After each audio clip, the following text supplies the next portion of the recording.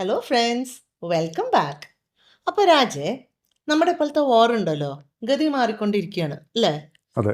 ഇനിയെങ്കിലും മലയാളികൾക്ക്, not only മലയാളികൾ, ഇന്ത്യക്കാർക്ക് സത്യാവസ്ഥ മനസ്സിലാവോ? Actually what this war is all about? ഇറാനെ അമേരിക്കയും ഇസ്രയേലും ചേർന്ന് ആക്രമിച്ചു. ഓക്കെ, ഇത് എനിക്ക് തോന്നുന്നു ഒട്ടുമിക്ക ഇന്ത്യക്കാർക്കും എസ്പെഷ്യലി മലയാളികൾക്കും വളരെ നന്നായിട്ട് അറിയാം. അതെ. പക്ഷെ അവരുടെ പ്രശ്നം എന്താ പറയുക, അമേരിക്ക ഇസ്രയേലും കൂടെ ചേർന്ന് ഇറാനെ ആക്രമിച്ചതാണോ അതോ മോദി എന്ത് വിചാരിക്കുന്നു? മോദി ഇസ്രയേലിൽ പോയിട്ട് വന്നിട്ട് എനിക്കൊന്ന് 3-4 ദിവസം കഴിഞ്ഞിട്ടാണ് ഇവർ ആക്രമിച്ചത്.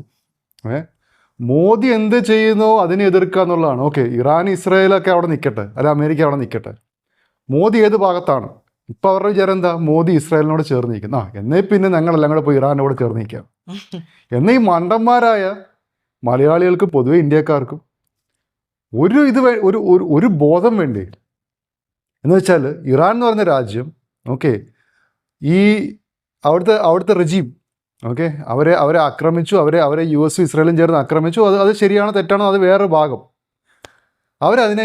അതിന് എഗൻസ്റ്റായിട്ട് അവർ ചെയ്തത് എന്താ? അവർക്ക് അമേരിക്ക എന്തെങ്കിലും ആക്രമിക്കാൻ പറ്റില്ല, ഇസ്രായേലിലേക്ക് കുറച്ച് മിസൈൽസ് അയക്കുന്നു. അത് കൂടാണ്ട് തന്നെ ബാക്കിയുള്ള GCC കൺട്രീസിലേക്ക് മിസൈൽ അയക്കാൻ തുടങ്ങി. ആദ്യം നമ്മൾ വിചാരിച്ചു നോക്കി അമേരിക്കൻ ബേസുകളിലേക്കാണ് അയക്കുന്നത്. പക്ഷേ അത് കഴിഞ്ഞിട്ട് വഴി മാറിയതിൻ്റെ അമേരിക്കൻ ബേസ് മാറിയിട്ട് നമ്മുടെ ആൾക്കാർ താമസിക്കുന്ന സ്ഥലത്തേക്ക് അയക്കാൻ തുടങ്ങി, പല ഓയിൽ ഇൻസ്റ്റലേഷൻസിലേക്ക് അയക്കാൻ തുടങ്ങി. ഇതൊന്നും അമേരിക്കയെ പേടിപ്പിക്കാനല്ല, മനസ്സിലായില്ലേ? എന്നിട്ട് നമ്മുടെ മലയാളികൾ പഠിച്ചില്ല. നമ്മുടെ മലയാളികൾ അപ്പോഴും, നമ്മുടെ മാധ്യമങ്ങളും അപ്പോഴും പോസ്റ്റ് ചെയ്തുകൊണ്ടിരുന്നു, ഇറാനെ അവിടെ തല്ലിക്കൊന്ന്, ഇറാനെ അഗൻസ്റ്റ് ഇവിടെ ജാഥ നടത്തുന്നു. നമ്മുടെ പ്രിയപ്പെട്ട മുഖ്യമന്ത്രി പറഞ്ഞ് തെമ്മാടി രാഷ്ട്രങ്ങൾ എന്നൊക്കെ പറഞ്ഞ് ഞാൻ കഴിഞ്ഞ വീഡിയോ പറഞ്ഞില്ല, പുള്ളിയും ചാടി ഇറങ്ങി. എന്നാൽ ഈ പറയുന്ന ആൾക്കാർക്ക് എന്തെങ്കിലും ഒരു ബോധം വെക്കണം വേണ്ട. ഇത് എന്താണ്? മോദി ഒന്നും പറയുന്നില്ല. അടുത്ത നമ്മുടെ രാഹുൽ ഗാന്ധിയും പ്രിയങ്ക ഗാന്ധിയും കൂടെ അവിടെ പോയിരുന്നിട്ട്, നമ്മുടെ പാർലമെൻറ്റിൽ പോയിരുന്നിട്ട് മോദി ഒന്നും മിണ്ടുന്നില്ല. എൻ്റെ പ്രിയ സുഹൃത്തുക്കൾ, ഇപ്പോഴത്തെ വാറിൻ്റെ സിറ്റുവേഷൻ നിങ്ങൾക്ക് അറിയാം എന്താണെന്നുള്ളത്. അവിടെ വലിയ കൊമേനിയെ പുള്ളിയെ ബോംബ് വെച്ച്, പുള്ളിയെ 40 ആൾക്കാരെയും കൂടെ ബോംബ് വെച്ച് ഇസ്രായേൽ കൊന്നു.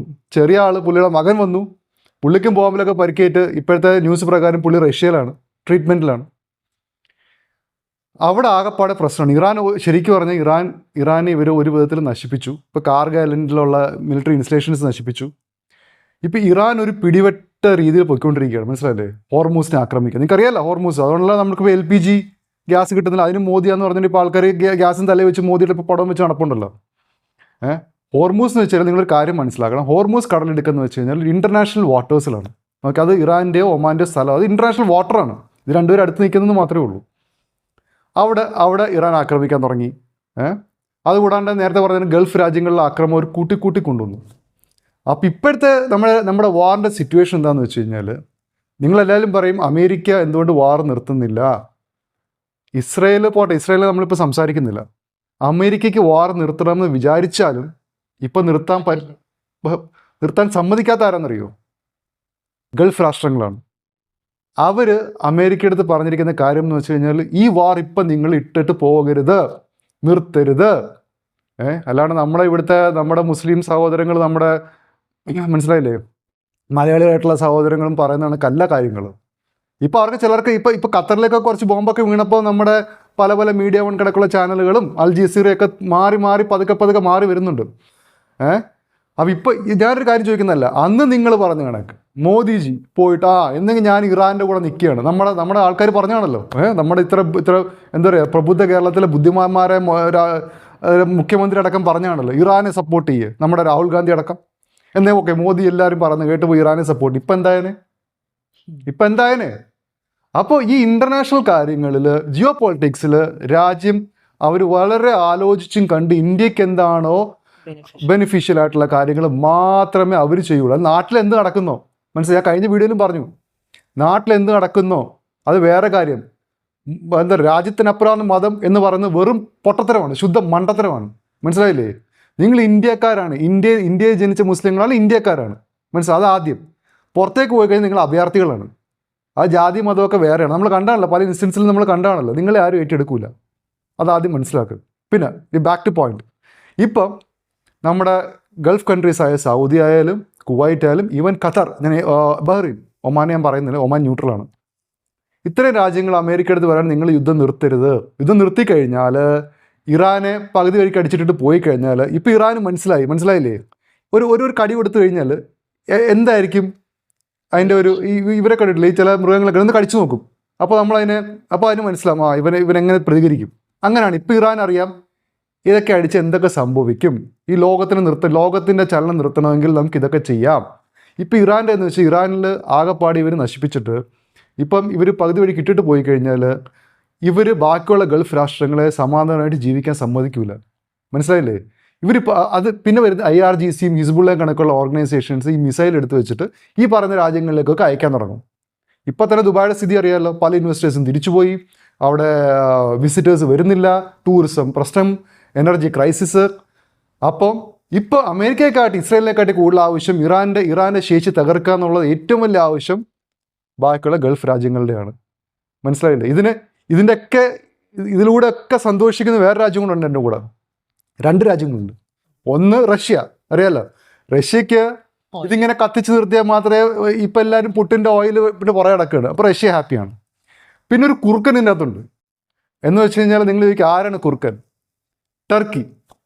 മനസ്സിലായില്ലേ? ഇത് മിണ്ടാണ്ടിരിക്കുന്ന ഒരാളാണ് ടർക്കിക്ക് നിങ്ങളറിയാം, ടർക്കി ഇറാനുമായിട്ടുള്ള ബോർഡർ ഓപ്പണാണ്, ആൾക്കാർക്ക് അങ്ങോട്ട് പോകാം ഇങ്ങോട്ടോ, അവർ ഭയങ്കര ബായ് ആണ്.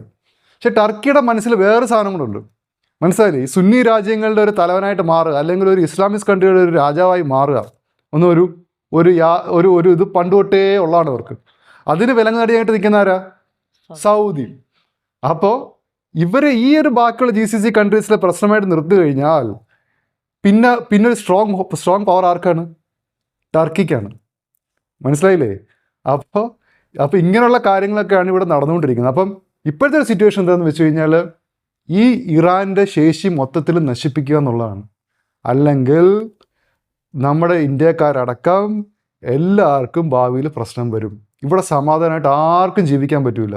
ഒരു ഷിപ്പിന് മനസ്സമാധാനമായിട്ട് അതിൽ പോകാൻ പറ്റും. ഇവരെപ്പോഴാണ് സാധനം എടുത്ത് വെക്കുന്നതെന്ന് പറയാൻ പറ്റില്ല. മനസ്സിലായില്ലേ? ഇവരെ തകർക്കാന്ന് വെച്ചാൽ അത്ര എളുപ്പമുള്ള കാര്യമൊന്നുമല്ല. ഇവർക്ക് അണ്ടർഗ്രൗണ്ട് ഈ പറഞ്ഞ ഇസ്രായേൽ ഹമാസിനെ അടിച്ചു കണക്കാവും. വെടിനിർത്തി കഴിഞ്ഞപ്പോൾ ഇവന്മാരെല്ലാം കൂടെ പുറത്തു വന്നു. അതേ സ്ഥിതിയാണ്. അപ്പോൾ ഇപ്പം അമേരിക്ക അടുത്ത് ഇവരൊക്കെ പറയുന്നത് വെച്ച് കഴിഞ്ഞാൽ ദൈവം ഇവരെ എങ്ങനെയെങ്കിലും അടിച്ചൊതുക്കി തരൂ. അവർക്കൊരു കാര്യം പിടികിട്ടിയ പക്ഷേ ഇതുകൊണ്ട് ഈ ഇസ്രായേൽ പറഞ്ഞതിലും ചെറിയ കാര്യങ്ങളൊക്കെ ഉണ്ടെന്ന് ഇവർക്ക് ഇപ്പോൾ പിടികിട്ടി തുടങ്ങി. മനസ്സിലായില്ലേ? ഈ യുദ്ധം നടന്നില്ലായിരുന്നെങ്കിലും ഇറാൻ ഇതൊക്കെ മാപ്പ് ചെയ്ത് വെച്ചിരുന്ന സ്ഥലങ്ങളാണ്. മനസ്സിലായില്ലേ? ഇറാനെ ബാക്ക് ചെയ്യാനായിട്ട് ടർക്കി ഉണ്ടായിരുന്നു. ഇതൊക്കെ ടർക്കിയും ഇറാനും കൂടെ പ്ലാൻ ചെയ്ത് വെച്ചിരുന്ന കുറേ പരിപാടികളാണ്.